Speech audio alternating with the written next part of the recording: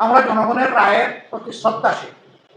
এই বাংলাদেশে পূর্ব পাকিস্তানে যখন এই জনগণের রায়কে উপেক্ষা অগ্রাহ্য অপমান করা হয়েছে, যারা করেছে তাদেরকে চরম মূল্য দিতে হয়েছে। শেখ হাসিনা করেছে 14 নির্বাচন, 18 নির্বাচন, 24 নির্বাচন,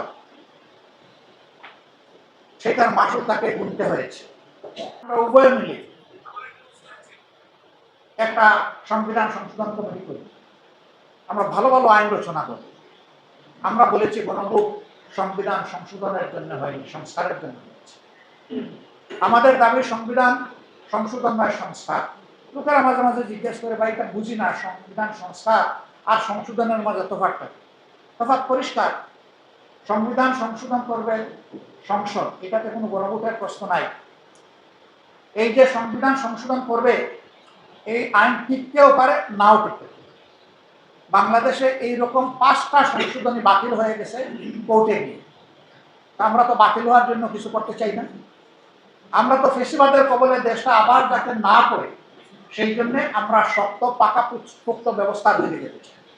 এইটা সম্ভব শুধুমাত্র গণপরিষদ অথবা সংস্কার পরিষদ গঠন করে এই কার্যক্রম পরিচালনার মধ্যে। ওখানে হাত দিতে পারবে না আদালত।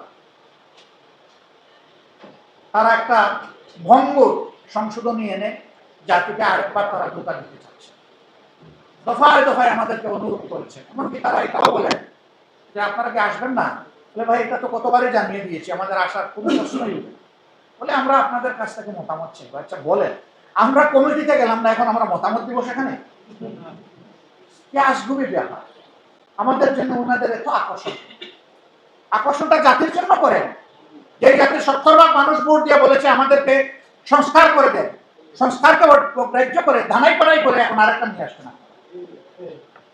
আমরা এখান থেকে এক চুলো নড়ব না। আমরা জনগণের রায়ের প্রতি শ্রদ্ধাশীল। এই বাংলাদেশে পূর্ব পাকিস্তানে যখন এই জনগণের রায়কে উপেক্ষা অগ্রাহ্য অপমান করা হয়েছে, যারা করেছে তাদেরকে চরম মূল্য দিতে হয়েছে। শেখ হাসিনা করেছে 14 নির্বাচন, 18 নির্বাচন, 24 নির্বাচন, সেটার মাসুল তাকে গুনতে হয়েছে। ওনারাও এখন অ্যাবসলিউট পাওয়ার গ্রাবিং এর দিকে যাচ্ছেন। সব ক্ষমতা ওনাদের হাতে নেবেন।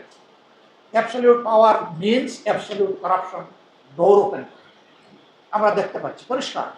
ধন্যবাদ মির্জা ফখরুল ইসলাম সাহেব, আপনি বলেছেন 4-5 মাসে কোনো পরিবর্তন হয়নি, বরঞ্চ দুর্নীতির প্রবৃদ্ধি হয়েছে। আপনি স্বীকার করেছেন। পারবেন না। দুর্নীতি বন্ধ করতে হলে আগে মগজ পরিষ্কার করতে হবে।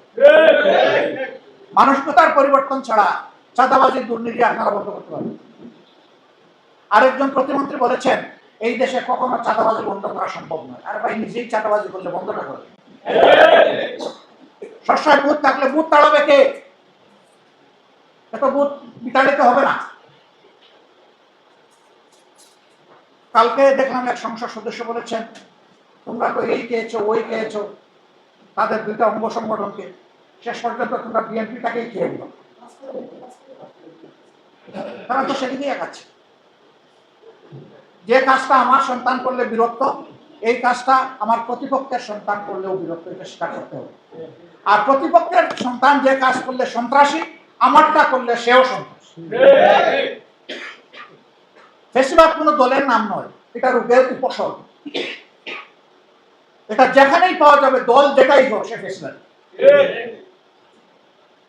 আমাদের সরকার ফেসিবাদের পথে হাঁটবে এটা আমরা কল্পনাও করি, কারণ তারাও তো 15.5 বছর মজলুম ছিল। তাদের তো সহকর্মীবৃন্দ গুম হয়েছেন, খুন হয়েছেন, মামলার শিকার হয়েছেন, পঙ্গু হয়েছেন, দেশ দেশান্তরী হয়েছে।